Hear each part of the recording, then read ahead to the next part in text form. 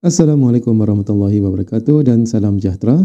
Dalam video ini kita akan mempelajari matematik KSSM tingkatan 4, bab 9, kebarangkalian peristiwa bergabung.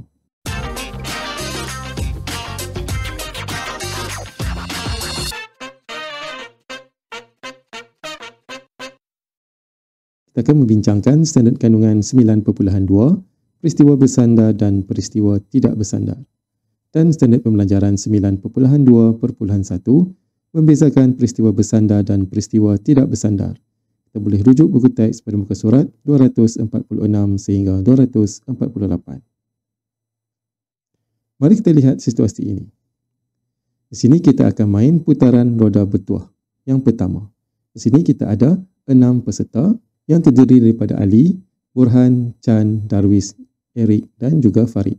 Kemudian kita ada 2 hadiah. Hadiah untuk putaran yang pertama adalah iPhone 13 Pro dan hadiah untuk putaran kedua adalah Samsung Galaxy S21 Ultra. Lihat syarat-syarat permainan ini, iaitu 2 buah telefon pintar untuk dimenangi dalam putaran roda bertuah. Jadi syaratnya hanyalah putaran roda bertuah sahaja. Jadi kita akan cari seorang pemenang untuk putaran pertama daripada 6 peserta.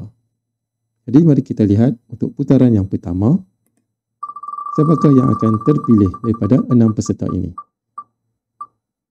Dan setiap peserta mempunyai peluang yang sama untuk memenanginya. Dan putaran pertama dimenangi oleh Chan. Seterusnya, kita akan buat untuk putaran yang kedua pula. Sama juga, putaran kedua ini, kita ada 6 peserta dan setiap peserta ada kemungkinan yang sama. Jadi di sini pemenang untuk putaran kedua adalah dimenangi oleh Darwis. Jadi kita ada 2 pemenang. Pemenang pertama adalah Chan dan pemenang kedua adalah Darwis. Dan ini adalah salah satu contoh bagaimana untuk kita mendapatkan pemenang. Jadi untuk putaran pertama kita ada 6 peserta. Jadi bermaksud kita ada 6 kemungkinan untuk memilih pemenang. Dan untuk putaran yang kedua juga kita ada 6 peserta dan kemungkinan untuk memilih pemenang juga daripada 6 orang tersebut. Jadi untuk mendapatkan bilangan kesudahan yang mungkin bagi pemenang, kita akan ambil putaran pertama didarabkan dengan putaran kedua. Kita akan dapat 36 kemungkinan untuk pemenang kita dipilih. Dan kita akan tulis senarainya seperti ini. Kita lihat AA bermaksud putaran pertama dimenangi oleh Ali dan putaran kedua juga dimenangi oleh Ali. Kita lihat AB, putaran pertama dimenangi oleh Ali dan putaran kedua dimenangi oleh Burhan. Jadi di sini setiap peserta boleh memenangi 2 hadiah selebih-lebihnya. Jadi di sini seorang peserta boleh memenangi. Jadi di sini kita dapati bahawa seorang peserta boleh memenangi kedua-dua hadiah telefon pintar ini. Baiklah, seterusnya kita lihat pula permainan yang kedua. 2 buah telefon pintar untuk dimenangi dalam putaran roda bertuah. Seorang boleh menang sekali sahaja. Kali ini kita ada syarat setiap orang boleh memenangi sekali sahaja. Jadi kita lihat untuk putaran yang pertama. Putaran pertama ini kita akan ambil daripada 6 peserta ini.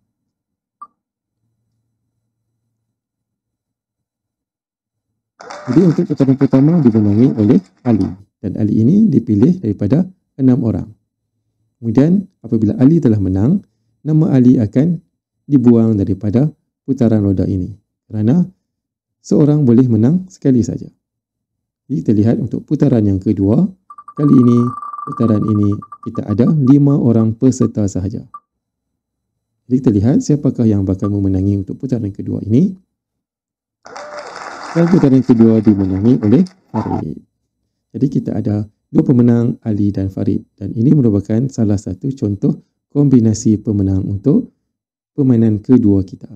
Jadi kalau kita lihat untuk putaran pertama, kita ada 6 peserta dan kemungkinannya adalah 6 orang pemenang ini. Iaitu sama dengan 6. Kemudian untuk putaran yang kedua, kita akan buangkan satu nama yang telah menang dan kita akan tinggal 5. Jadi bilangan kesudahan yang mungkin bagi permainan kedua ini adalah 6 darab dengan 5 bersamaan dengan 30. Dan senarainya adalah seperti berikut. Kalau kita lihat, AB bermaksud pusingan pertama dimenangi oleh Ali dan pusingan yang kedua dimenangi oleh Borhan. Di sini Ali tidak boleh menang kedua-duanya. Begitu juga dengan Borhan tidak boleh menang kedua-duanya. Kerana syaratnya seorang boleh menang sekali sahaja. Jadi berdasarkan kepada permainan ini, apa yang boleh kita dapat lihat adalah permainan pertama, seorang pemenang boleh memenangi kedua-dua hadiah. Manakala untuk permainan kedua, seorang pemain boleh memenangi satu hadiah sahaja. Dalam permainan pertama, pemenang pertama dipilih daripada 6 peserta. Begitu juga dengan permainan kedua, pemenang pertama dipilih daripada 6 peserta. Kemudian kita lihat, pemenang kedua dipilih daripada 6 peserta juga untuk permainan pertama. Manakala untuk permainan kedua, pemenang dipilih daripada 5 orang peserta. Kerana kita dah buang pemenang pertama sebentar tadi. Jadi apa yang boleh kita dapat di sini adalah permainan pertama ini merupakan peristiwa tidak bersandar. Manakala permainan kedua ini merupakan peristiwa bersandar. Apakah sebabnya? Kerana dalam permainan pertama, peristiwa kedua tidak dipengaruhi oleh peristiwa pertama. Manakala untuk permainan kedua, peristiwa kedua dipengaruhi oleh peristiwa pertama. Kalau kita lihat permainan pertama, cabutan pertama adalah 6 orang dan cabutan kedua juga adalah 6 orang.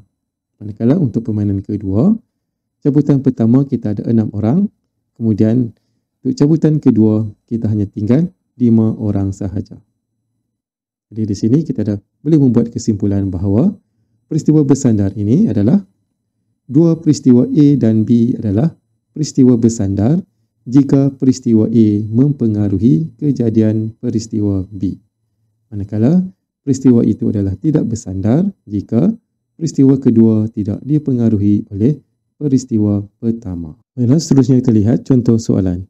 Soalan ini diambil daripada contoh 2, muka surat 247 buku teks. Kena pasti sama ada peristiwa bergabungan di bawah ialah peristiwa bersandar atau peristiwa tak bersandar dan berikan justifikasi anda. Soalan A, mendapat angka sebanyak 2 kali apabila sekeping shilling adil dilambung 2 kali. Peristiwa ini merupakan peristiwa tidak bersandar sebabkan lambungan kedua tidak dipengaruhi lambungan pertama. Kalau kita lambung duit shilling, apa yang berlaku pada lambungan kedua tidak dipengaruhi oleh lambungan pertama. Seterusnya untuk soalan B, mendapat angka dalam lambungan shilling adil dan nombor 4 dalam lambungan dadu adil. Peristiwa ini merupakan peristiwa tak bersandar kerana lambungan kedua tidak dipengaruhi oleh lambungan pertama. Sama seperti peristiwa A sebentar tadi. Seterusnya untuk soalan C, mendapat 2 batang pen yang berwarna sama apabila 2 batang pen dikeluarkan satu demi satu dari bekas yang mengandungi 3 batang pen merah dan 2 batang pen biru tanpa permulangan. Kita lihat pada soalan C, ini merupakan peristiwa bersandar. Jadi apakah alasannya? Kalau kita lihat pada soalan C, kata kunci di sini adalah tanpa permulangan. Di sini kita ada 5 batang pen. Cabutan pertama kita ada 5 pen. Kemudian apabila kita ambil satu, untuk cabutan kedua kita hanya ada 4 batang pen sahaja. Jadi cabutan kedua telah kurang 1, ada 4 saja berbanding dengan cabutan yang pertama ada 5. Jadi itulah sebabnya, kerana pilihan pen kedua dipengaruhi oleh pilihan pen pertama. Daripada asal 5, kemudian jadi 4. Dan seterusnya soalan D, mendapat 2 keping kad yang berhuruf sama apabila 2 keping kad dipilih secara rawak daripada kad boleh berhuruf B, A, I, K, satu demi satu dengan permulangan. Di sini kata kuncinya adalah permulangan. Jadi ini adalah peristiwa tak bersandar. Kerana pilihan kad pertama tidak dipengaruhi oleh pilihan kad yang kedua. Di sini kita boleh lihat perbandingan antara soalan C dan soalan D. Di mana pada soalan C kita ada tanpa permulangan dan untuk soalan D dengan permulangan. Baiklah, itu saja untuk video kita pada kali ini. Untuk menguji pemahaman, bolehlah menjawab praktis sendiri 9.2a muka surat 248 buku teks. Sekian, terima kasih, selamat belajar dan jumpa lagi dalam video seterusnya.